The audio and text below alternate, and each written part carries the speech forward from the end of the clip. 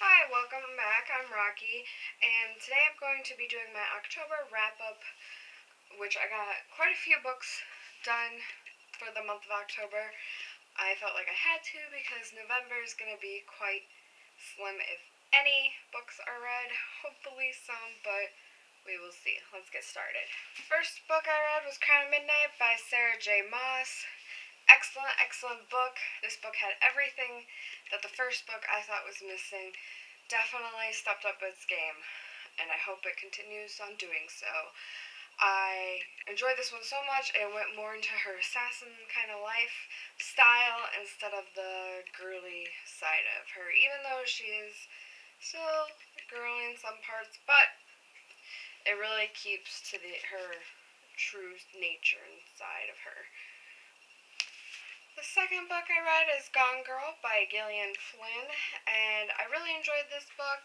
I originally read this because the movie was coming out for it, and I wanted to have it read by the time I watched it. Both were very good.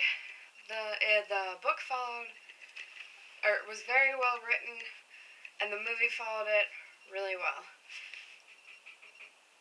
I was surprised by the twist in here because this book was not ruined for me. So I really enjoyed reading it since it wasn't ruined for me. Sometimes when things are like plots are ruined or something like that, it does ruin the book and the read, but this definitely wasn't ruined for me, and I'm so happy that it wasn't because so good. And even though I kind of figured out like it would go one way, it went a completely different way. Then when you figure it out again and be like, okay, it's gonna go this way, it surprises you. It's like a twist and turn, and very high thriller mystery and psychological thriller. I enjoyed reading this. I used to enjoy reading a lot of mystery books in my younger age, so this was very entertaining to read and kind of got me back into wanting to read some more mysteries, which I hope to pick up later down the road. The next I picked up is Where She Went by Gail Forman. This is the second book in the duology of If I Stay, and I originally read If I Stay for the movie again, but I got the box set for this, so because of course I needed to finish the series and know what happens. I will say it was very good, but Adam kind of irritated me, and it wasn't his perspective, so kind of some of it I got irritated with, because yes, I understand you're a rock star, and you're going to go through the problems of being a rock star with addictions and women, but in the end, it wraps up nicely, so I did end up giving this, I think either 5 or 4 out of 5 stars. Very, very good still, and very interesting to see where they were in 3 years and how there's always hope regardless of your present day. There's always hope, and this really brings home that even if it looks bad and even looks like it's not going to work out, if it's meant to be, it will be.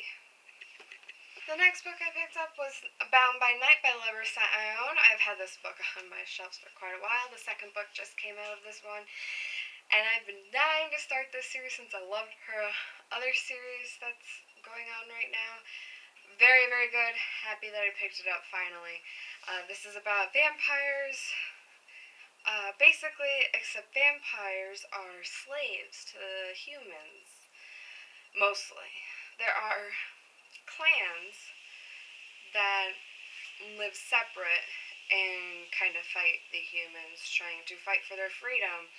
And this book does have a lot of Native American heritage wound throughout it. Not so much in this book, but I think it gets more throughout the second book, because the second book is more about the leader, and the leader is Native American in heritage.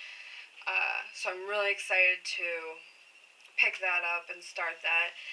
I really like reading about Native American parts of history and um, anything that deals with that part. But there's. I finally read Verdun Rising by Leigh Bardugo. I was supposed to read this with a friend of mine, but she got irritated with the series and stopped. But I wanted to finally finish it. This is the third book in the trilogy, and I got the exclusive collector's edition, so it had a short story in the back, which is a prequel about the Darkling. And the prequel kind of states, or kind of explains how the Darkling grew up as a child and what kind of twisted him and his thoughts and what happened to him to kind of make him start going dark. But this was a pretty good wrap up. I was surprised by the ending. There were some disappointments throughout the book, but it still wrapped up pretty well. I like my friend. I have a hard time liking Maul just because he's very immature, and I understand these are teenagers, full of immaturity. But yeah, he kind of irritated me. So, and she did at times too, of course, because I don't know. She just wasn't as strong as sometimes I would think she should be. But there are a few more short stories within this series that I do plan to read before closing the book on this trilogy. I've also read Redeemed by PC Cast and Kristen Cast. This was the last book in the House of Night series. It wrapped up fairly well. It answered pretty much all the questions that one was wondering throughout the entire series. A death happens in this book that I was surprised to kind of see sad go, but I understood why it had to happen. This is a very long series and kind of a guilty pleasure for me. I enjoyed the first books. It was just a very long series that could have been made shorter, I think, in the overall aspects. But it was still good, don't get me wrong. I loved the premise of the book, where it was all biological. The vampire part, it was all biological. No one, I mean, you didn't get chosen or anything. It just happened. And if you survived, you became a vampire. If you didn't, you died. And yeah, it was just very. I liked the premise of the book, and kind of, and I also liked that it brought in a whole bunch of different religions together and how people can work together against the commonality of evil.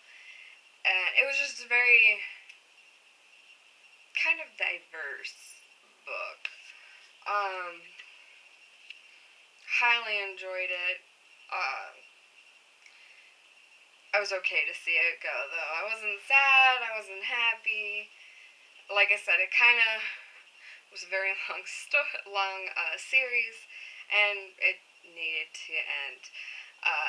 This one was a lot longer than all of the other books, and I think if they made all the other books a little bit longer, a little bit smaller print like this one, they could have done it in fewer books and left out some stuff. But again, it was still very good. I also picked up The Infinite Sea by Rick Yancey, the second book to the Fifth Wave.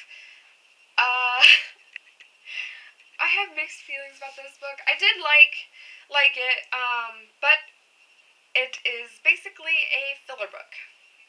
Nothing much happens until like 40 pages before the end, maybe, and it's all on Ringer, where the story progresses. Everything else before this is backstory. You see Cassie a little bit, same thing with Evan. which I was happy about.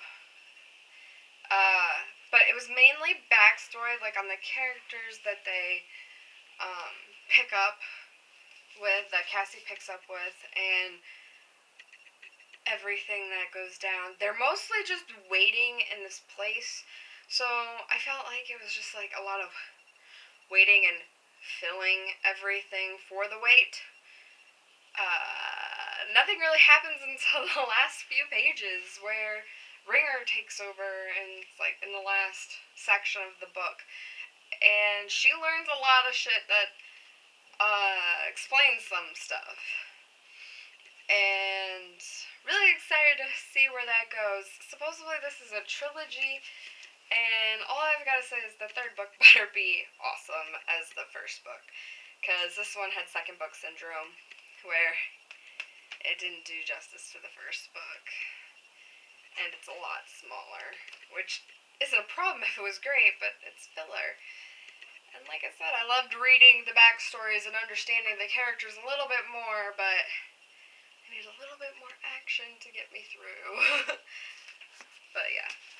I also finally picked up Daughter of Smoke and Bone by Laini Taylor. This is the first book in the series. Had this on my TBR for quite a while. And I was supposed to pick it up like 2 months ago for a group read, but I didn't get to it. Finally did, and I'm glad I did, because I loved it. Until like the ending. The ending was a bit slow for me, but I understand why it had to happen that way, and backstory and whatnot to understand the present and where it's going in the future.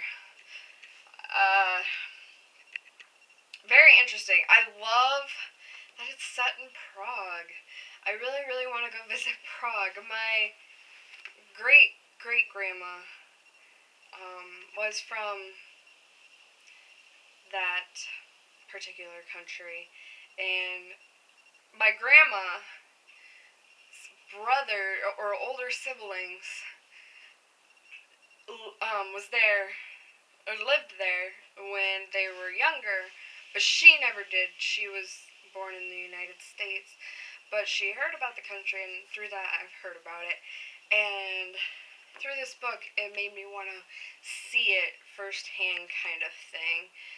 And so I was really excited about reading about it and just the different countries she goes to. I wish I would have explained a little bit more of the sights and scenes and stuff. But it was very good otherwise. Very excited to start reading the second book. I also own that one. But it might take a while to get to because I have some other books on my to-read list before this. The last 2 books I read were Lux, which is from the Lux series, Obsidian and Onyx by Jennifer L. Armentrout. I had the first book on ebook for free when it was going on for free, and I read it because I wanted to try it first, see if it's a series I wanted to get into, because I didn't particularly care for these covers, these shiny covers. I kind of liked the originals better, but I didn't want to buy all separate books, so I just bought these.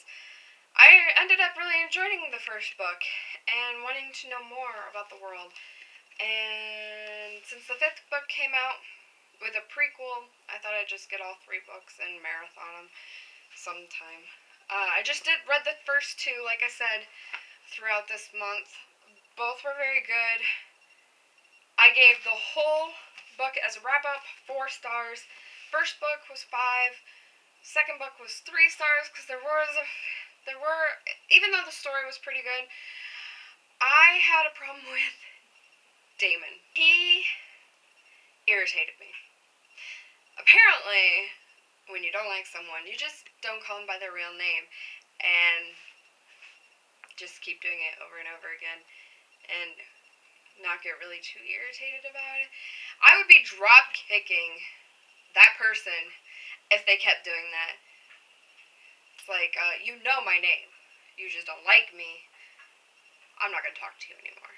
I'm either going to kill you or I'm not going to talk to you anymore because Can't keep doing that.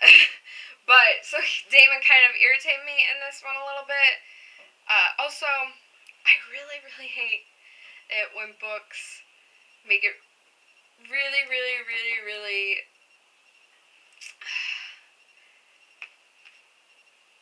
I hate when 90% of the book could have been avoided if there was communication. If there was communication, most of the book wouldn't have happened. At least the second book. The first book, like I said, it was fine. I didn't have too many problems with it. The second book, though, I felt like it didn't live up to... I mean, it was still very good. It was plot-driven, hard, kept going, fast-paced, action.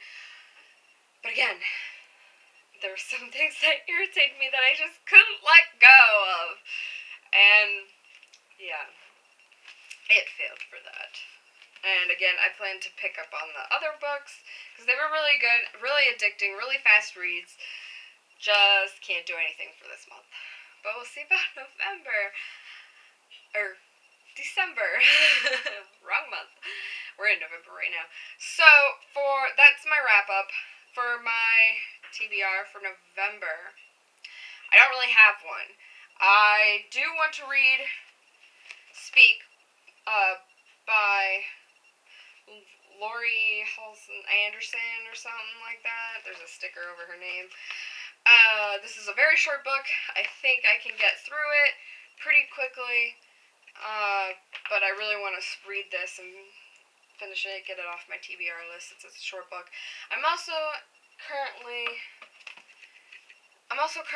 in the middle of Air of Fire, the third book by Sarah J. Maas. I am only about, I think, 100 pages into it or so. It's a very big book. Again, I hope to finish it throughout this month, and that's probably about it for finishing books. The only other thing is, if I do finish those and have time to read, I'll pick up some more Outlander since I'm only like 150 pages into that. I am reading it just slowly but surely. I'm also currently in the middle of an e-book that I was sent for review. But other than that, not really reading.